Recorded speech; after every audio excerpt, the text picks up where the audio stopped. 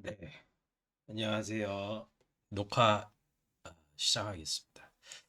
도스토옙스키의 백치 다시 이제 82쪽까지 읽은 걸로 아는데 조금 더 계속해서 진행을 해보겠습니다. 네, 이 보급판 버전 김근식 선생님이 옮기신 버전으로 83쪽부터 다시 시작을 할게요. 이제 나스타샤가 또츠키의 정부였고 첩이었고 그 나스타시아를 로고진이 사랑을 하고 있죠. 그리고 또츠키가 옛반진 장군의 첫째 딸인 이름이 뭐였지? 알렉산드라였죠. 알렉산드라였나? 어쨌든 첫째 딸과 결혼을 하려고 하고 있죠. 그렇기 때문에 이 옛반진 장군의 알렉산드라 맞네요.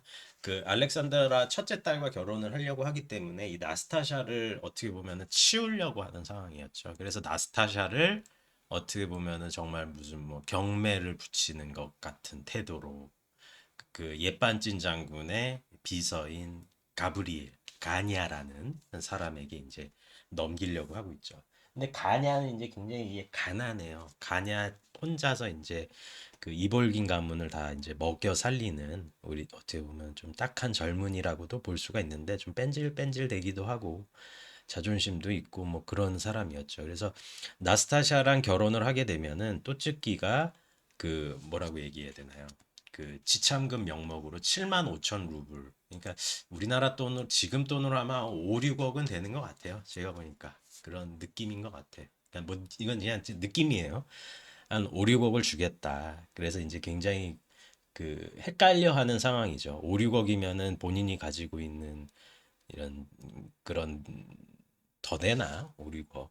그러니까 지금 소설에서 로고진이 자기 아버지로부터 250만 루블을 상속받았다라고 하잖아요. 그리고 그거를 얻기 위해서 지금 여기 온 거잖아요. 그리고 무이시킨하고 열차에서 우연히 만났고. 근데 250만 루블을 상속을 받으니까 지금 페체부르크와 러시아 상류사회에서 굉장히 들썩일 정도였기 때문에 그거를 1만 루블을 억으로 봐야 억이 조금 더 될 것 같아요. 그러니까 250억 받았다고 해서 물론 큰 돈이지만 굉장히 큰 돈이지만은 그 정도 금액이면은 조금 더 몇백억이 더 되는 것 같아요. 그러니까 하여튼 7만 5천 루블을 나스타샤랑 결혼하기만 하면은 받는다라는 거잖아요. 그러니까 이 가냐가 굉장히 여기서 헷갈려요.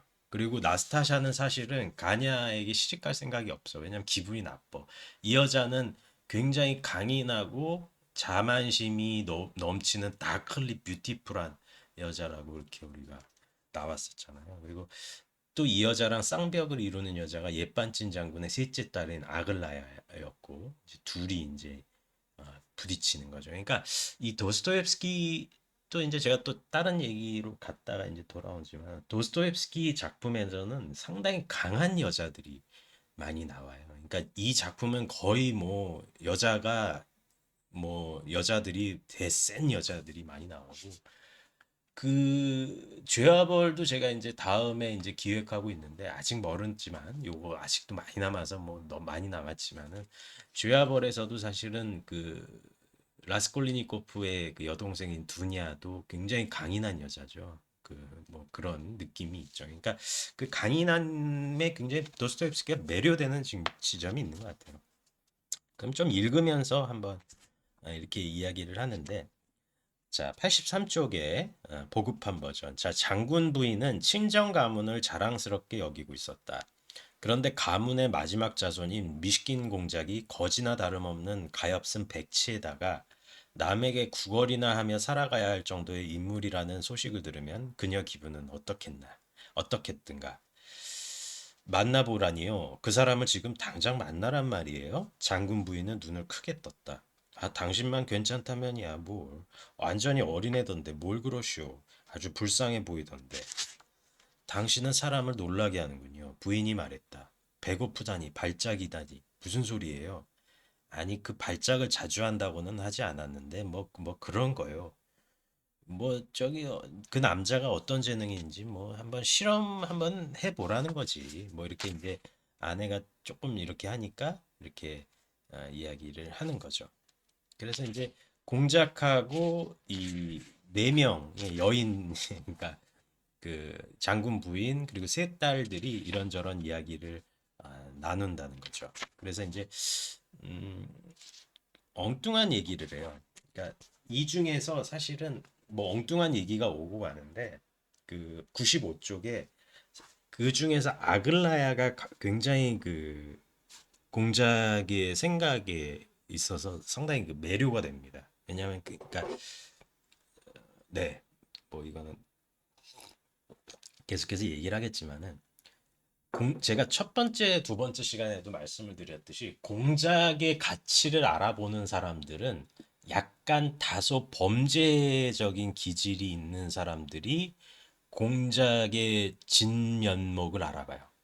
그러니까 이 소설이 가지고 있는 굉장히 그 역설적인 아이러니가 일반 사람들이나 일반적인 사람들은 공작을 굉장히 무시하고 굉장히 하여튼 뭐 인간 이하라기보다 이건 뭐라고 표현해야 돼? 아주 만만한 넝마 취급을 하는 경향이 있는데 약간 범죄적인 기질이 있는 사람들이나 도덕적인 일탈이 있는 사람들은 공작의 말에 굉장히 많이 매혹이 돼요. 그러니까 여기서 도스토옙스키의 사상적인 생각이 우리가 한번 추론해 볼 수 있는 점이 뭐냐면은 도스토옙스키는 범죄자들이 죄를 짓기 때문에 일반적인 사람들이 죄를 짓지 않는다라는 이상한 궤변을 적인 믿음을 가지고 있어요. 그러니까 어떤 사람이 이거는 뭐냐면은 실제로 이런 생각을 했거든요. 누군가가 지었기 때문에 내가 죄를 짓지 않고 살 수 있다라는 이상한 믿음이 있었다라고 해요. 도스토옙스키는. 그러니까 어떻게 보면은 굉장히 사회적인 접근이죠. 많은 우리가 아무리 평화로운 세계이고 치안이 정말 안전한 대한민국, 뭐 일본 이런 나라들은 치안이 안전하잖아요. 사실은 어떤 의미에서 보면 뭐 다른 나라도 전쟁이 아니면은 치안은 안전하다라고 봐야겠죠. 그 국가가 어떤 국가든지. 그런데 그러함에도 불구하고 살인 사건이나 강도나 납치 폭행 같은 사건이 일어난단 말이에요. 그거는 누군가가 사회적인 전체 규율에서 봤을 때 비율적으로 결코 인류 역사상 범죄가 종식이 될 수가 없다라는 그런 관점에서 설명이 가능하겠죠. 그러니까 도스토옙스키도 범죄라는 행위 자체가 그 법에서 일탈하는 행위 자체가 어떤 의미에서는 인간이 집단을 형성하고 살아가는 데 있어서 피할 수 없는 숙명이다라고 생각은 했던 것 같아요.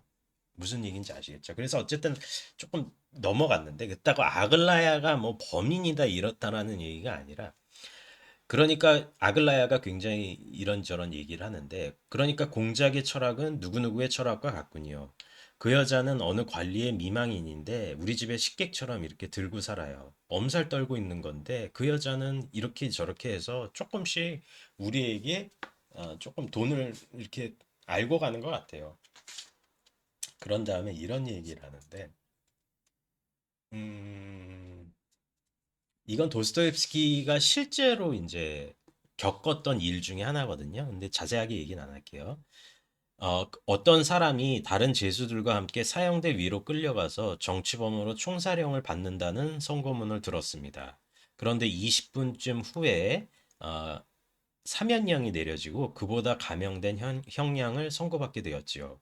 그러나 그 사람은 이 두 개의 선고 사이에, 즉 20분 아니면 적어도 15분 동안 나는 몇 분 후면 죽을 것이다라는 의심할 수 없는 확실성에 사로잡혀서 있었던 것이죠. 여기 주석을 달아 놓으셨네요.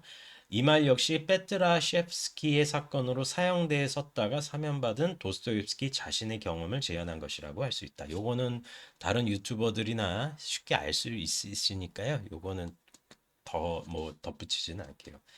자, 97쪽에 그러면 뭐라고 이야기를 하느냐? 그에게 목숨이 붙어 있을 시간은 5분 정도밖에 없었던 거지요. 이 5분이 그에게 있어서는 무한대의 시간이고 엄청난 재산처럼 여겨졌다고 그는 수레했어요. 나는 지금 존재하며 살고 있다. 하지만 3분 후면 무언가 다른 존재로 변할 것이다. 그 존재가 생명체인가 비생명체인가? 그러니까 영혼이 있는가? 내가 죽고 나면은 모든 것이 끝나는가? 뭐 이런 이야기겠죠. 공작은 갑자기 말을 멈췄다. 다 끝난 건가요? 아글라야가 말했다. 네, 끝났어요. 그래, 어떤 목적으로 이런 말씀을 하신 거죠? 이렇게 얘기하고 그러잖아도 내가 이미 거기에 대해서 물어봤어요. 영원한 삶에 대해서. 그 사람 말은 전혀 그렇다고 하지는 않더군요. 그러니까 이런 이야기들을 오가면서 어떻게 보면은 조금 아글라야가 굉장히 공작에게 어떤 의미에서는 매료당하게 되죠.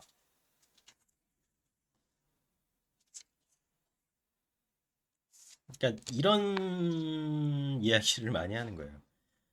그러니까 엉뚱한 이야기일 수도 있는데 아무 생각 105쪽 아무 상관도 없는 엉뚱한 생각들이 서로 맞부딪히면서 떠오르지 않았나 봅니다. 그리고 조금 이렇게 내려가서 뭐 단두대 위에서 머리가 떨어져 나간 후 1초 정도는 자기 목이 날아갔다는 것을 의식할 수 있다는 것이 얼마나 해괴합니까?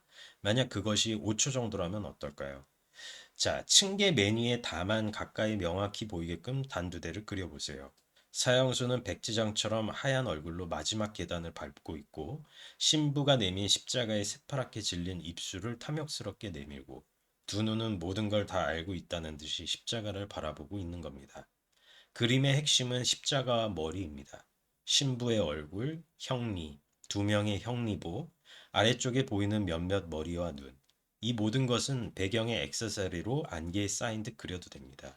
이것이 상상해 본 다입니다. 뭐 이런저런 이야기들.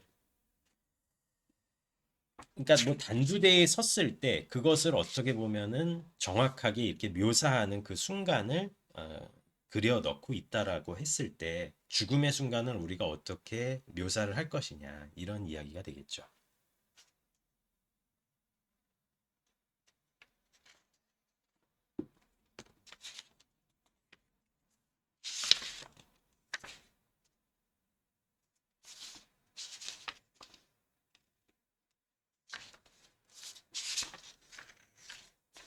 그래서 이런저런 이야기들 끝에 무슨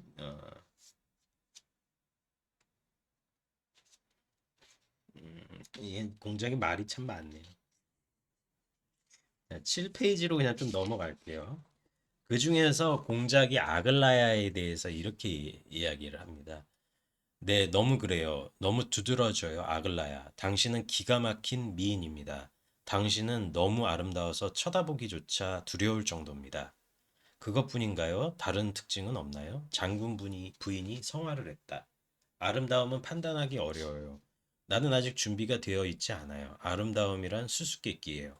그럼 공작은 아글라야에게 수수께끼를 준 것이군요. 기가 막혀요. 공작은 반한 듯이 아글라야를 쳐다보며 열을 내어 말했다. 비록 얼굴은 다르지만 나스타샤 필리포브나 같아요. 이 말을 듣고 모두들 깜짝 놀라 서로서로 바라보았다. 누구라고요? 나스타샤 필리포브나라고요? 그 여자를 어디서 봤다는 거예요? 가브릴라 가브리엘 가냐가 그 예반친 장군에게 그 사진을 보여주었어요. 아니, 그에게 사진을 가져다 주었어요? 네, 사진을 주었어요. 좋은 사람이야. 하지만 지나치게 순진해. 공작이 나가자 아젤라이다가 평했다. 뭐 이런저런 이야기를 했다라는 거고. 그러니까 128쪽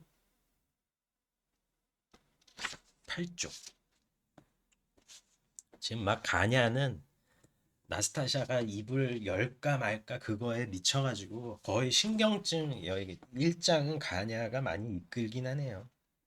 후반은 저기 누구죠? 이폴리트가 이끌고 이 극의 전체는 무이시킨과 로고진과 나스타샤와 아글라야가 이끌고는 있지만은 이 가냐의 이 찌질하고 복잡하고 이런 게 많이 이끌긴 하네요. 자, 공작이 나스타샤 필리포브나의 사진을 봅니다. 그는 공작은 나스타샤의 사진을 아까부터 그에게 충격을 주었던 무언가 숨겨진 것을 찾아내려는 듯했다. 아까 받았던 인상이 거의 지워지지 않고 남아 있었기에 그는 서둘러서 무언가를 새로이 확인하고 싶었다. 보기 드문 미모와 다른 무엇으로 인해 그녀의 얼굴은 한층 더 강한 힘으로 그를 놀라게 했다. 그 얼굴에는 거만한 기품과 거의 증오에 가까운 경멸의 빛이 서려 있는 동시에 남을 쉽게 믿는 듯한 놀랄 정도의 순박한 무언가가 배어 있었다. 이 대조적인 모습은 보는 사람으로 하여금 연민의 정까지 불러일으키게 했다. 그 현란한 아름다움은 참을 수 없을 정도였다. 청백한 얼굴, 푹 파인 듯한 뒷뺨, 불타는 눈동자에서 우러나오는 아름다움은 특별한 아름다움이었다. 공작은 1분 동안 그녀의 얼굴을 들여다보다가 갑자기 정신이 드는 듯 주위를 둘러보고는 사진을 황급히 입술에 대고 키스했다.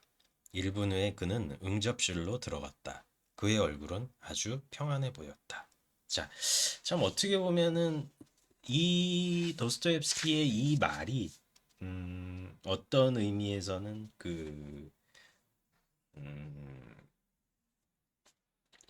이 나스타샤라는 여자의 심적인 마음의 모든 상태를 이렇게 내면에 있는 거를 외면적으로 다 이렇게 묘사를 한 것 같아요. 그런 느낌이 들 정도죠. 아, 굉장히 이 여자의 마음이 어떤 의미에서 산산이 부서져 있고 그 모순된 점이 오히려 더 역설적으로 아름다움을 불러낸다. 아름다움을 이렇게 빛나게 한다. 뭐 약간 이렇게 표현을 해도 될까요? 뭐 그런 느낌이 드네요.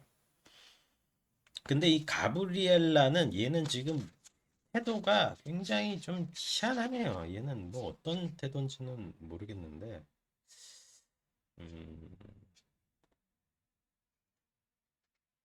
그러니까 아글라야를 지금 얘도 지금 좀 좋아하는 것 같기도 해요. 그러니까 이폴리트도 아글라야한테 빠져요. 그러니까 사실은 그렇잖아요. 지금 나스타샤 필리포브나랑 아글라야 예빤지나는 지금 여기서 굉장한 미인이다, 어마어마한 미인이다라는 얘기가 다 나오거든요. 그러면은 어떤 이성애자인 남자가 다 좋아하지 않을 수가 있겠어요.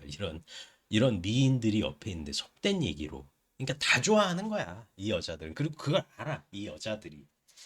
그러니까 벌써 얘는 아글라야도 얘를 지금 뭐 좋아하는 것 같기도 하네요. 그러니까 얘가 지금 그 GI라고 해서 공자 아글라야한테 준 편지가 있거든요.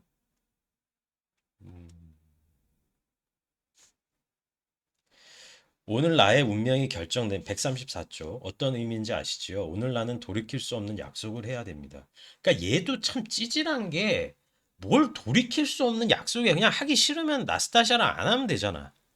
근데 나스타샤가 지를 싫어할 수도 있는 건데 얘는 지금 뭔 소리를 하는 건지도 모르겠어요. 얘 가브릴라 얘도 참 밉상이에요, 얘도. 그러니까 나는 당신에게 그리고 이거를 왜 아글라야한테 왜 쓰는 거야?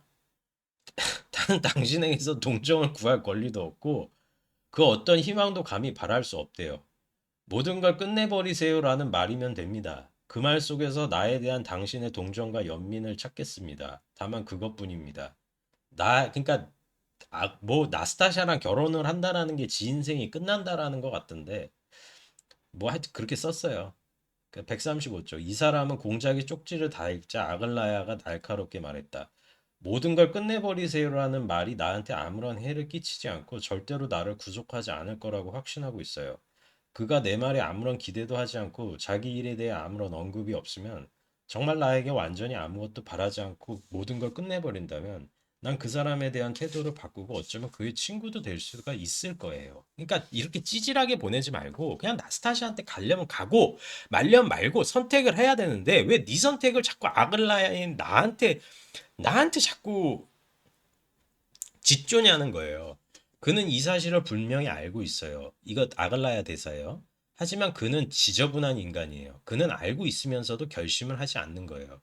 그는 알고 있으면서도 보장을 요구하고 있어요. 그는 남을 신뢰할 만한 능력이 없어요. 그는 10만 루블 대신에 나에 대한 희망을 확인해 두기를 원하는 거예요. 후한무치해요. 뭐 이런 쪽으로 딱 얘기를 하고 있는 거죠. 그러고 나서 아글라야가 나갑니다. 그리고 이 찐따 가냐 가브리엘라가 싹싹 와가지고 지금 뭐야 뭐 어떻게 됐어요? 어떻게 됐어요? 지금 이러는 거예요. 그랬더니 공작이 너무 솔직하게 또 이야기를 해요. 그러니까 공 이것도 약간 코미디가 조금 있긴 있네. 예. 그러니까 이렇게 언제 그거 편지를 줬어요? 이때 예, 줬습니다. 공작이 이렇게 얘기를 하네요. 언제 그런 거예요? 내가 앨범에 글을 써주자마자 그녀가 나를 잠깐 보자고 했어요. 이 공작 대사예요. 137조. 혹시 그 소리를 듣지 못했나요? 나를 식당으로 불러내서 거기서 이 쪽지를 주며 그걸 읽어보라고 하고 되돌려 주라고 했어요. 읽어보라고 그랬다고? 가브릴라는 목청껏 소리쳤다. 읽어보라고 했다고요? 그래서 읽었소? 가브릴라는 도로 한가운데서 몸이 마비된 듯 멈춰섰다. 네, 조금 읽었습니다. 그럴 리가 없어. 당신에게 읽으라고 할 수는 없어. 거짓말이야, 거짓말이야. 내가 다 읽자마자 그녀는 당신이 자기를 낚으려 한다고 말했어요. 이거 공작 대사예요. 그리고 당신이 그녀에게서 희망을 얻어내고 그 희망을 통해 손해보지 않고 10만 루블에 대해 다른 희망을 끊어버리려고 하는데 이것은 그녀를 욕되게 하는 거라고 했어요. 억제할 수 없는 분노가 가니아를 사로잡아 거의 가니아는 가브릴라예요. 가니아를 사로잡아 거의 광적으로 폭발했다. 아, 그랬단 말이지. 그는 이를 악물었다. 그렇다면 내 쪽지를 차라리 창밖으로 내던져버리지 않고 흥정을 하지 않겠다고 흥정을 하지 않겠다고 그러니까 얘도 이런 생각을 내가 지금 나 그래도 10만 루블짜리의 인사야. 나 나스타샤랑 나의 인생을 포기하면서까지 결혼을 하는 것에 있어서 10만 루블짜리의 인간이야. 나 무시하지 마. 이런 게 있는 거야, 얘도. 그러니까 무슨 생각을 하는지 모르겠다, 얘도. 그런데 나 10만 루블짜리인데 이런 나 안 잡을래, 아글라야? 이렇게 지금 이 태도를 보이는 거. 그는 얼굴을 일그러뜨렸다. 얼굴이 청백해지고 입에는 거품이 일었다. 그는 주먹으로 위협하는 신용을 했다. 그는 방 안에 혼자 있기라도 한 듯 공작 따위는 안중에도 없다는 식이었다. 왜냐하면 공작을 최하의 인간으로 여기고 있었기 때문이다. 그러나 문득 생각을 하더니 제정신으로 돌아온 듯했다. 이런 인간이에요. 근데 또 후반부에선 반성해요. 그런데 어떻게 해서 어떻게 했길래 당신은 이 백치야. 그는 혼자 소리로 덧붙였다. 처음 만난 2시간 만에 그런 신임을 얻게 되었지? 그의 모든 고통 속에는 질투가 넘쳐나기 시작했다. 갑자기 그의 가슴 속으로 질투심이 파고들었다. 그걸 어떻게 설명해야 될지 모르겠네요. 공작이 대답했다. 가냐가 사납게 공작을 바라본다. 아까 그 제가 대사에서는 많이 생략을 했지만 공작이 스위스에서 남을 베푼 일, 또 이런 저런 얘기, 그리고 그것이 거짓이 아닐 거다라는 믿음을 주는 공작의 태도 이런 게 있겠죠? 그래서 이제 뭐 이런저런 이야기를 했다. 그래서 어,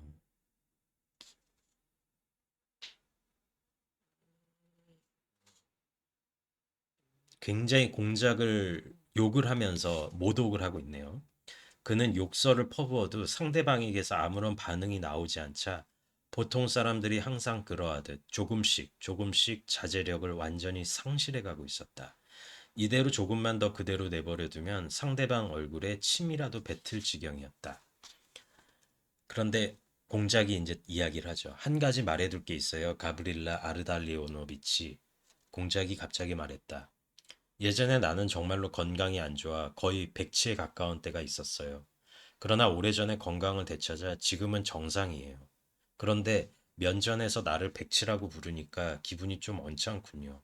당신이 시도한 일이 제대로 되지 않아서 그랬다는 점을 염두에 둔다면 이해할 수 있지만 당신은 화를 내면서 벌써 2번씩이나 나에게 욕설을 했어요. 나는 그런 걸 원치 않습니다. 특히 당신처럼 초면일 때는 더욱 그렇군요. 우린 지금 사거리에 와 있으니 여기서 헤어지는 편이 낫겠네요. 당신은 집을 향해 오른쪽으로 가세요. 나는 왼쪽으로 갈 테니. 내게 25루블이 있으니 난 여간방을 하나 얻을 수 있을 거예요. 가냐는 몹시 당황해했다. 창피해서 얼굴이 빨개지기까지 했다. 용서하십시오, 공작. 그는 공손하게 말했다. 제발 용서하십시오. 보시다시피 내가 얼마나 큰 공경에 빠져 있습니까? 이건 자기가 자초한 것도 있죠. 그런데 사실은 얘도 딱하면 딱한 게 지금 얘의 집안에 들어가 보면은 이제 그 자기 집안 그 모습을 보여주는 장면에서 나오겠지만은 굉장히 힘들게 사는 사람이에요. 그런데 내가 정말 일생에서 가장 중요한 결혼이라는 선택이 있어서 자기의 의지대로 하는 것이 아니라 어떤 의미에서는 늙은 두 남자한테 휘둘려서 정말 팔려가는 거잖아요. 그러니까 얘도 혼란스러운 입장이겠죠. 아직 당신은 거의 아무것도 이해하지 못하고 있습니다. 하지만 조금이라도 이해하시게 된다면 이해하실 겁니다. 근데 나는 공작은 이제 이야기는 하지만은 뭐 이렇게 이야기를 하면서 가브리엘라의 집으로 가죠.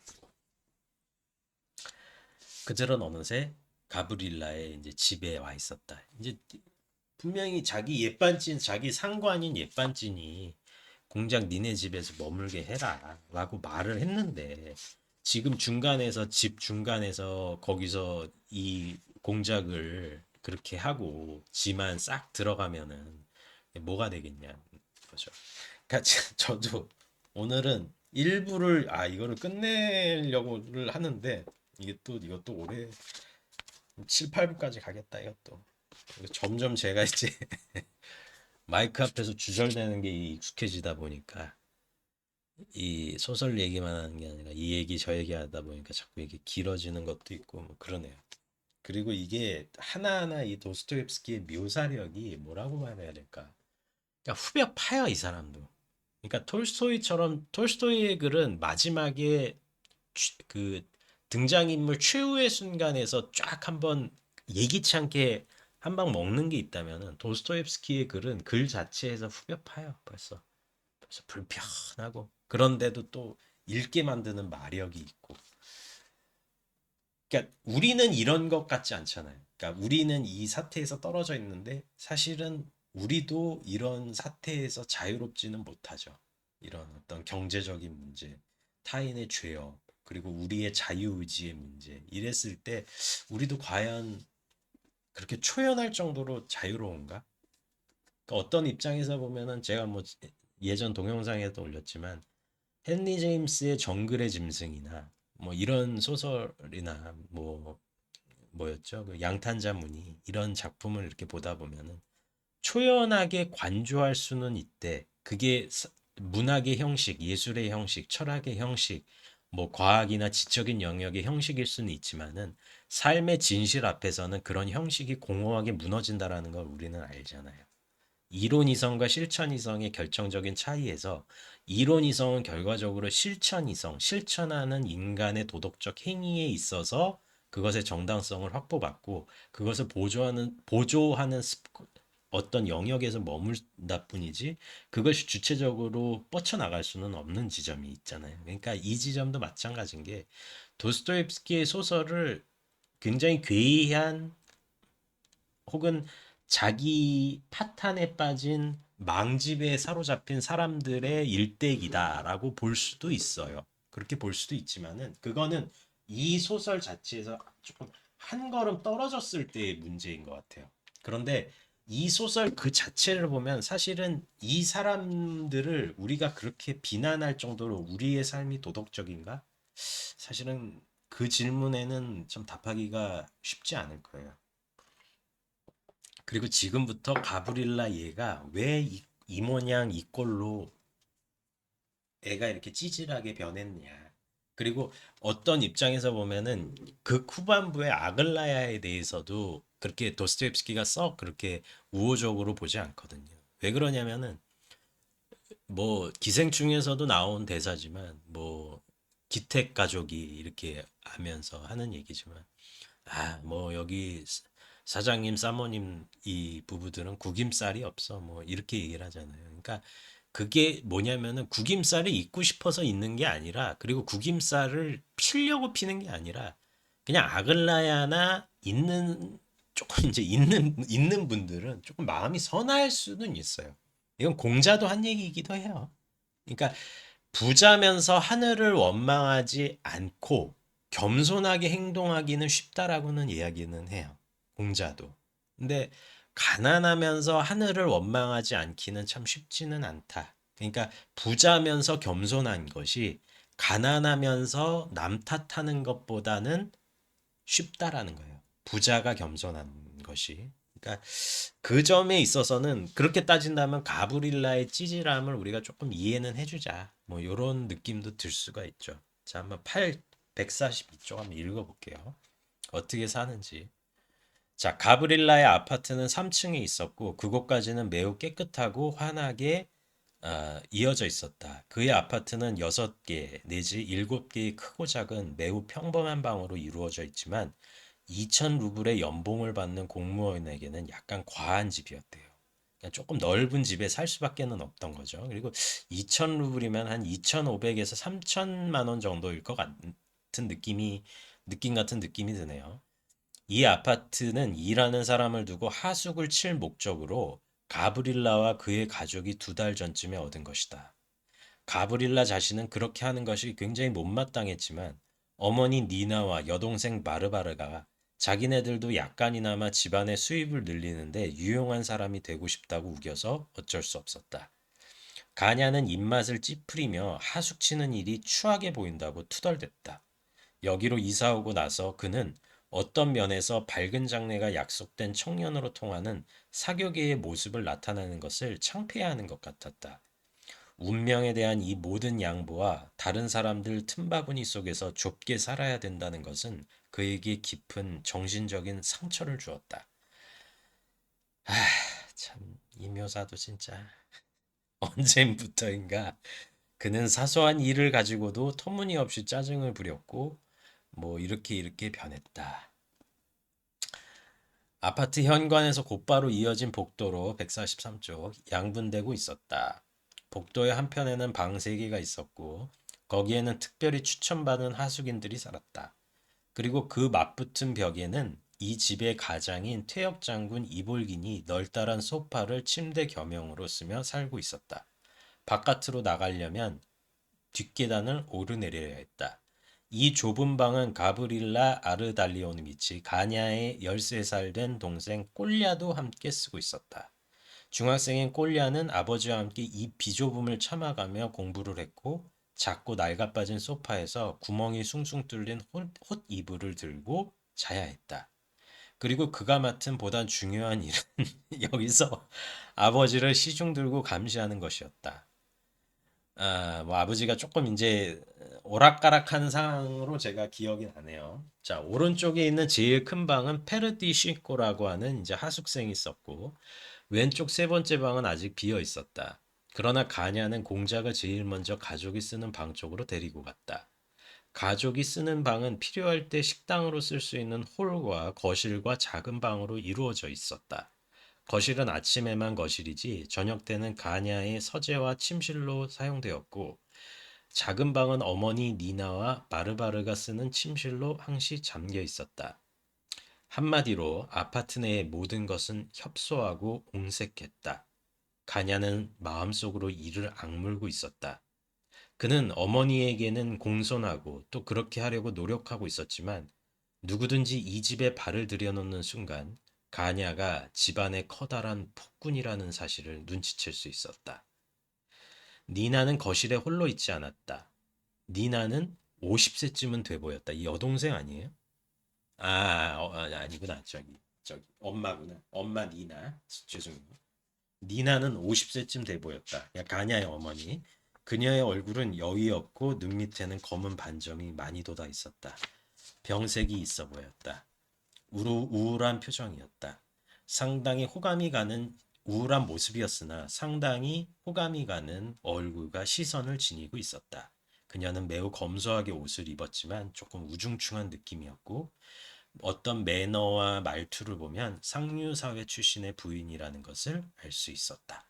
그러니까 조금 배운 이런 부인이라는 거죠. 바르바라는 중키에 23살쯤 되어 보이는 처녀였다.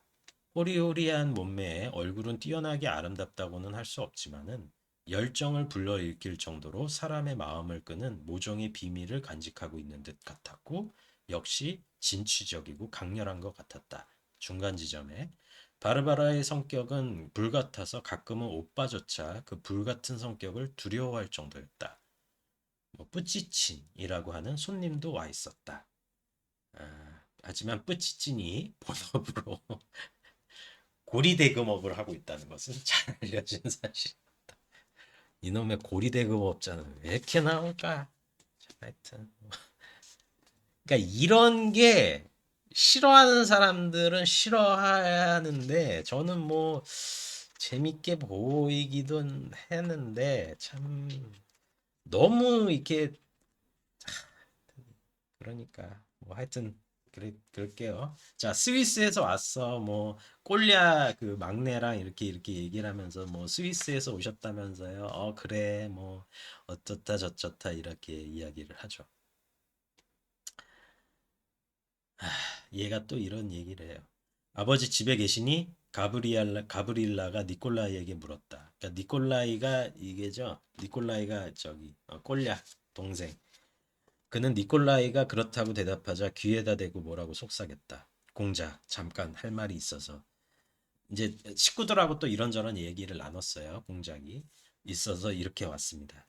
부탁이라면 부탁일 수 있는데 여기서 나와 아글라야 사이에 있었던 일은 함부로 말하지 마시고 또 앞으로 여기서 생기는 일을 저쪽에 가서 말하지 않았으면 좋겠습니다. 제기랄 적어도 오늘만이라도 자제해 주십시오. 한 가지 확신을 드리지만 나는 당신처럼 수다쟁이가 아니에요. 당신이 생각하는 것처럼 수다쟁이가 아니에요. 공작은 가브릴라의 주위에 짜증이 난 듯이 말했다. 두 사람의 관계는 점점 악화되고 있었다. 음,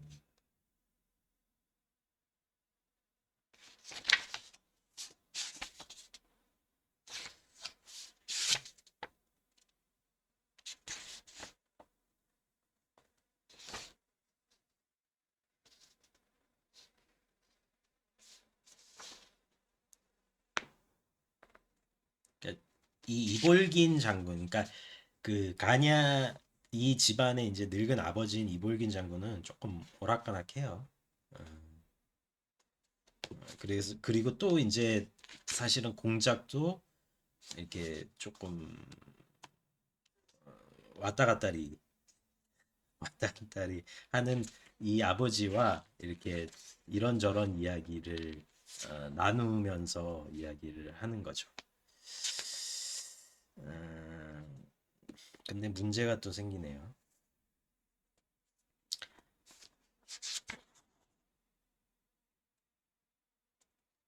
이제 어떤 이야기냐면은 어머니 이 문제에 푹 빠지셨군요. 그러니까 나스타샤 필리포브나가 진짜 우리 집에 들어와서 며느리가 되는 거냐? 뭐 이런 이야기를 하는 거죠. 가냐가 말합니다. 어머니 꼬치꼬치 캐묻지도 않고 따지지도 않는다고 하셨잖아요. 그런데 이렇게 됐군요. 그런데 어머니는 내가 왜 나스타샤 필리포브나를 기만하고 있다고 생각하세요? 바르바라 여동생이죠. 자기 멋대로 하라고 하세요. 이제 진전머리가 나요. 그 여자가 우리 집에 들어오면 나는 여기서 나가버리겠어요. 나 역시 말한 대로 말할 거예요. 여동생인 바르바라가 이렇게 얘기해요. 저 고집 좀 봐! 가냐가 소리 질렀다. 저 고집 때문에 시집을 못 가는 거라고. 그런데 뭘 나한테 씩씩거려? 그런 건 다 소용없어. 알았어? 가냐의 목소리에는 우라가 배어 있었다. 그것은 정도가 너무 심하여 그것을 즐기지 않고는 못 배기는 성격의 우라였다. 가냐는 자기 방으로 가기 위해 홀을 건너 현관으로 갔다. 층계로 나가는 출구 옆을 지날 때 그는 누군가가 문 뒤에서 있는 힘을 다해 초인종을 누르려고 애쓰는 것을 보았다. 공작이 빗장을 열어주었다. 근데 또 공작이 열러가. 근데 그 앞에 누가 서 있었냐면 나스타샤 필리포브나가 눈앞에 서 있었던 것이다. 그는 사진을 보았기 때문에 그녀를 즉시 알아보았다. 그녀는 화가 난 두 눈을 번뜩이며 그를 쳐다보았다.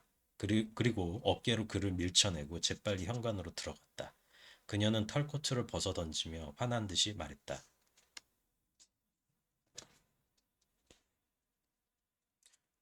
공작은 뒤돌아 멍하니 그녀를 바라보았다. 그녀가 웃기 시작하자 그도 빙긋이 웃었다. 너 코트 들고 뭐하니? 그러나 여전히 혀가 움직이지 않았다. 그가 그녀에게 문을 열어준 순간 그의 얼굴은 창백했지만 지금 갑자기 빨개졌다. 아니 이게 웬 백치야. 나스타샤가 그에게 발을 구르곤 화가 치밀어 소리쳤다. 아니 어디로 가는 거야? 누구라고 보고할 거야 대체? 나스타샤 필리포브나라고요. 공작이 중얼거리듯 말했다. 어떻게 내 이름을 아는 거지? 그녀는 재빠르게 물어봤다. 난 당신을 전혀 본 적이 없는데. 어서 가서 보고해. 안에선 일이 왜 이리 떠들썩한 거야? 언쟁 중이에요. 그는 정말이지 결정적인 순간에 거실로 들어갔다. 니나 알렉산더로브나는 모든 것에 동의한다고, 그러니까 엄마는 모든 것에 동의한다라고 한 자신의 말을 완전히 망각하고 딸 편을 들고 있었다는 거죠. 그런데 공작이 말을 합니다. 나스타샤 필리포브나가 왔습니다. 정말 도스토옙스키의 이 글솜씨는 이 양반도 정말 이게 지금 무슨 셰익스피어나 이런 글을 읽는 것만큼이나의 놀라운 이 뭐라고 얘기해야 되나? 아이고, 책이 꺾였다. 뜯어지진 않겠지. 책이 꺾였네요. 음, 좀 열정으로 봐주십시오. 이게 책이 꺾였습니다. 책이 꺾였네.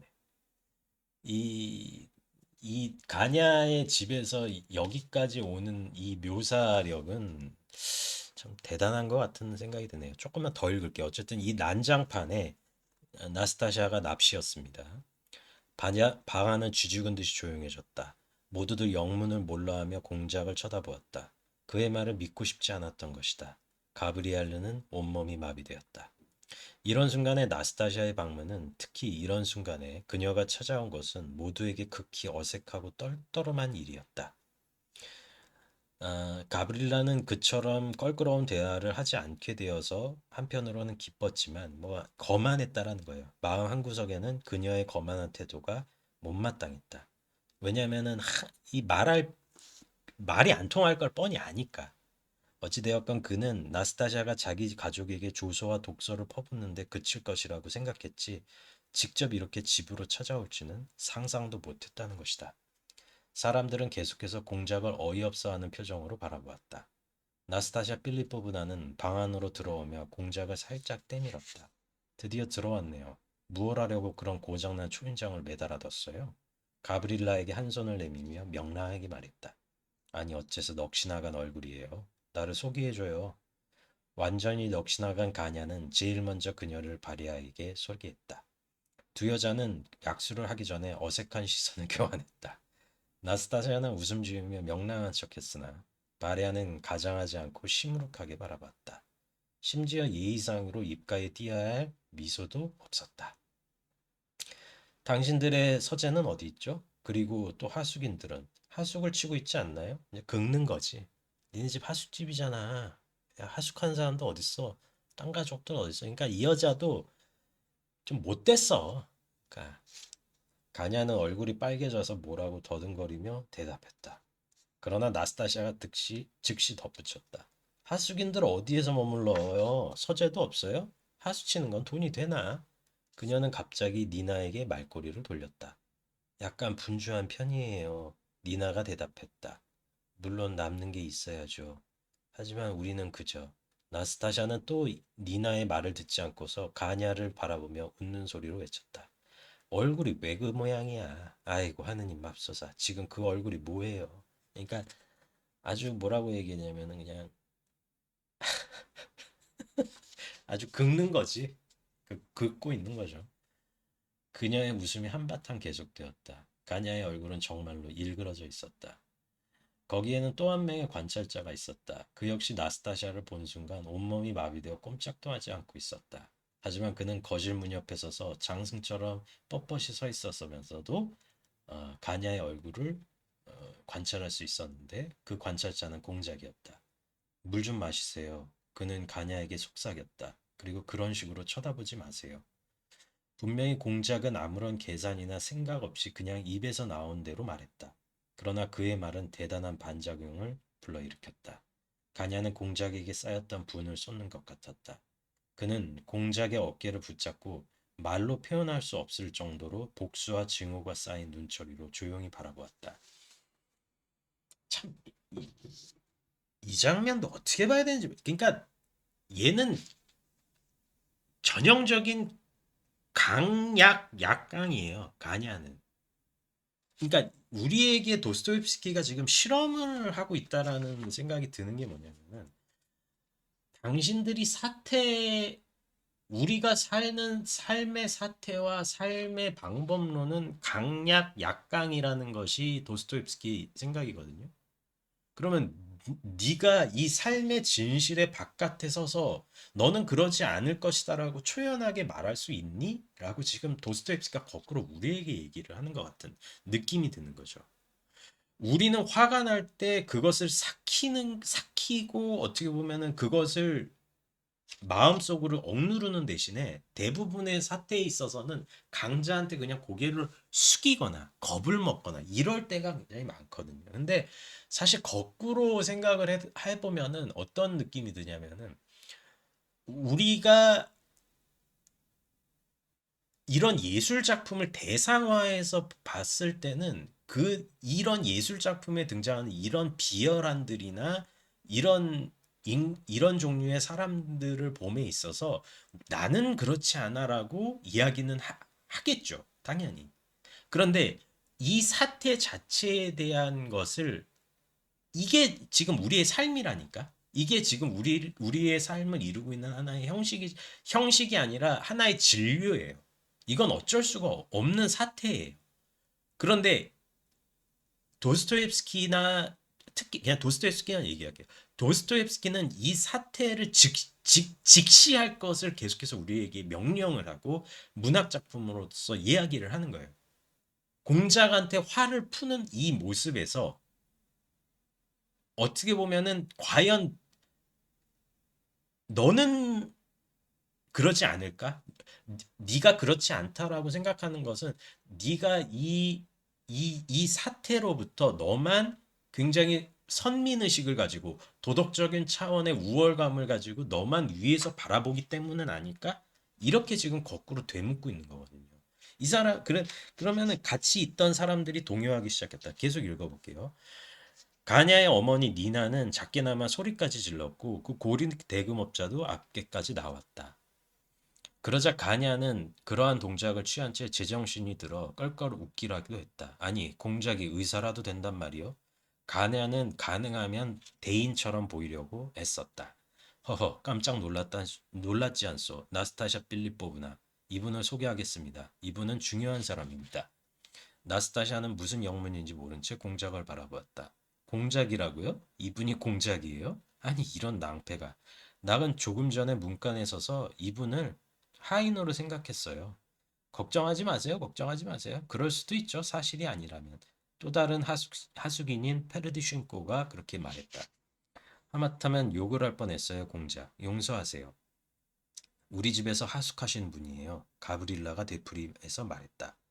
사람들은 공작을 무슨 희귀한 존재로 생각하는 게 분명했고 그래서 거의 그를 나스타샤 필리포브나에게 떠맡기다시피 했다. 그리고 공작은 뒤에서 자신에 대해서 그 하숙인 중에 하나가 나스타샤에게 백치라고 하는 소리를 분명히 들었다. 아니 그렇게 형편없는 실수를 했는데도 왜 가만히 서 있었던 거죠? 뭐 이렇게 저렇게 이야기를 하고 있는 거죠. 그러면서 또 이야기가 나오게 되는 거고요.